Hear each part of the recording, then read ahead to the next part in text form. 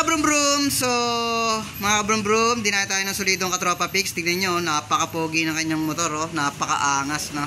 So ngayon, meron tayong in-install dito na sobrang napaka-angas din, mga kabrum brum. Electrical work setup.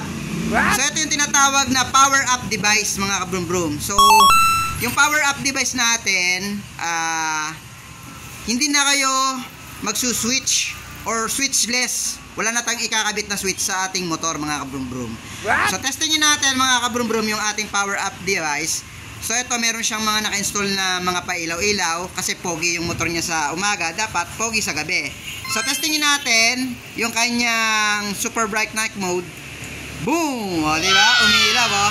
So dito ko lang pinindot, mga kabrum-brum. So gumana na yung mga pailaw-ilaw niya. Ayan, diba?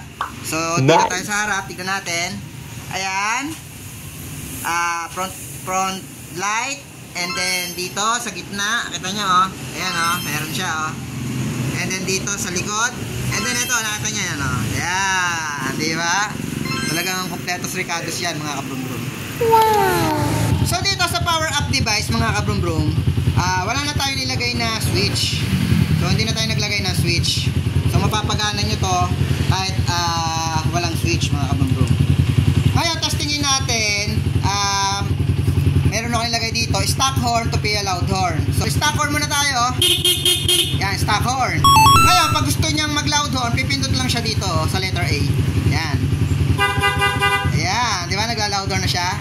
And then, meron ako in additional dito na rapid mode. Ayan. So, dito na siya magsuswitch, mga kabrum-brum. O, subukan natin, balik natin, stock horn.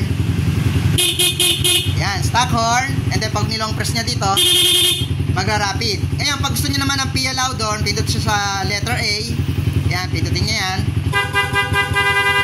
Yan. So magpi-PIA loud horn na siya, mga kabrum-brum. Diba? Ngayon, meron siyang pina-install dito na mini driving light, mga kabrum-brum. Ayun yung kanyang mini driving light, oh. Pailawin natin sa pamamagitan ng remote. So, letter B. Ayan, oh, nakita nyo, oh. Umilaw na siya, oh. Diba? Oh, umilaw na yung kanyang mini driving light. Low beam, white.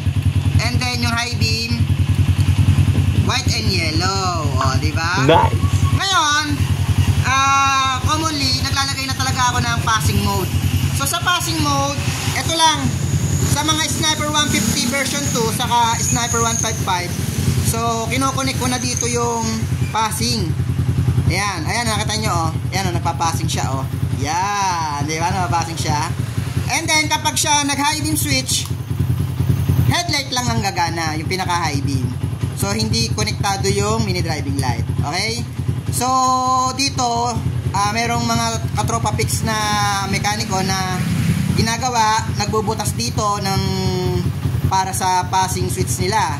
So, sa atin, hindi na natin ginagawa yung ganon kasi baka pasukin pa ng tubig, masira tong buong assembly, itong left switch. Ang mahal nito, mga kabrum-brum, kaya diskarte lang, kaya na natin gawin yan. Ayan, oh. Yan, meron na siyang passing mode. Okay, and then nagpa-install na rin siya ng voltmeter. Ayan yung voltmeter, oh. Yan, para ma-monitor niya yung kanyang battery. And then, ang kaganda sa voltmeter, meron siyang dalawang USB port. Pwede siyang mag-charge sa cellphone. And then, ng Bluetooth speaker. Sabay. Yan. Fast charger yan, mga kabrum-brum. Diba? Yan. Kompletos ricados, mga kabrum-brum. Itong setup namin, hindi lang pang daily use. Hindi lang pang forma. Hindi lang pang motor show. So, all in. And then, ito, kasi dati, meron na kasi itong mga switch. So, sayang naman yung mga switch. Kaya, ginawa ko, para sa all-eye na lang ito. Ayan, oh. Ayan, meron siyang all-eye.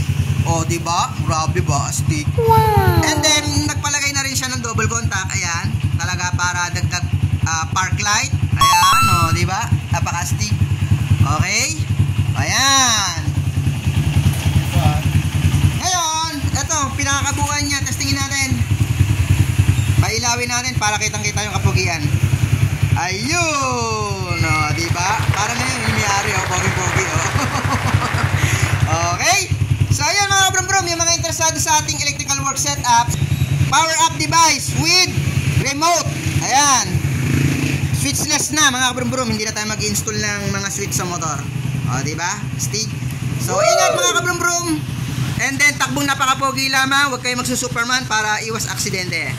Ingat!